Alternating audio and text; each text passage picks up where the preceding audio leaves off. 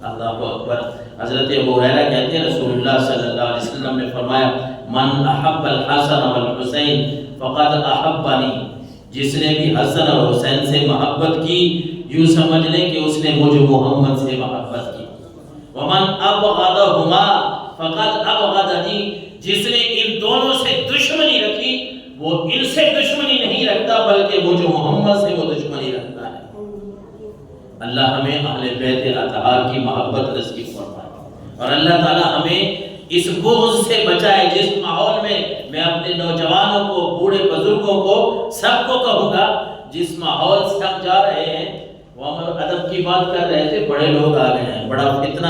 فتنے کا یہ ماحول بن چکا ہے، مختلف آپ کو باتیں سننے کے لیے ملتی ہیں، اتنے تک لوگوں نے کہنا شروع کر دیا ہے، کتابیں لکھنی شروع کر دی ہیں کہ جو کا واقعہ کربلا ہوا یہ ایک سیاسی معاملہ تھا۔ وہ اتنے تک کہنے شروع ہو گئے ہیں، لوگ اپنے آپ کو مسلمان کہتے ہیں، مسجدیں بنائی ہوئی ہیں، مسجدیں ہیں، باقاعدہ منبر اور خطبہ دیا جاتا ہے، باقاعدہ سارا معاملہ مسلمانوں والا ہے۔ آپ وہاں سے دھوکہ کھا جائیں گے،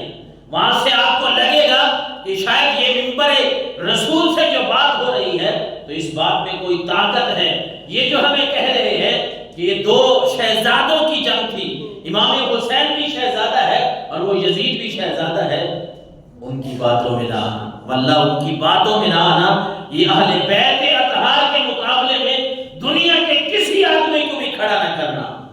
جو بھی ان کے مقابلے میں کھڑا ہوگا وہ دنیا میں بھی ذلیل و رسوا ہوگا، آخرت میں بھی ذلیل و رسوا ہوگا۔ اور پھر میرے آقا نے فرمایا ان کے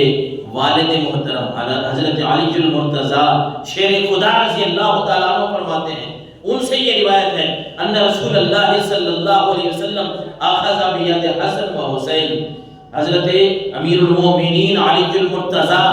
شیر خدا فرما رہے ہیں کہ میرے بیٹوں کا ہاتھ حسن اور حسین کا حضور نے پکڑا ہوا تھا اور آپ فرما رہے تھے من احبنی و احب ہذین و اباہما و امہما کان معی فی درجتی یوم القیامہ۔ حضرت علی فرما رہے ہیں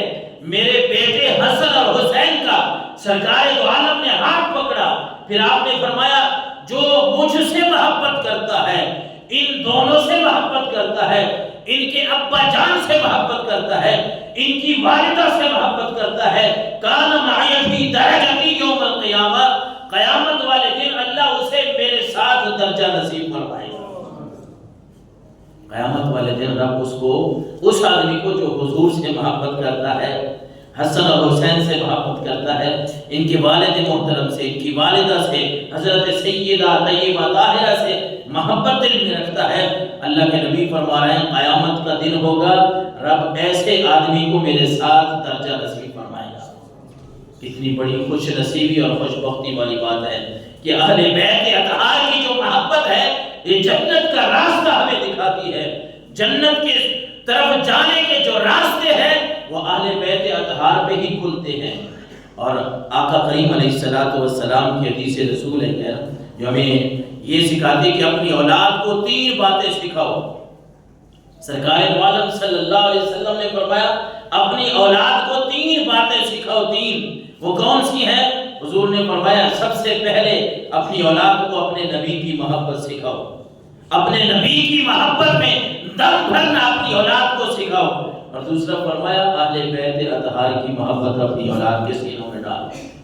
اہل بیت اطہار کی محبت اپنی اولاد کو سکھاؤ، اور تیسرا فرمایا جامع صغیر کی یہ روایت ہے، فرمایا اپنی اولاد کو تلاوت قرآن سکھاؤ۔ جس کی اولاد نبی کی محبت میں زندگی گزار رہی ہے، اہل بیت اطہار کی محبت میں زندگی گزار رہی ہے اور تلاوت قرآن کر رہی ہے، رب کے نبی کے فرمان کے خلاصے سے معلوم ہو رہا ہے اللہ ایسی اولاد کو دنیا میں بھی کامیاب کرتا ہے، آخرت میں بھی کامیاب کرتا ہے۔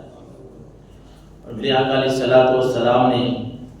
یہ اہل بیت اطہار کی ایک مثال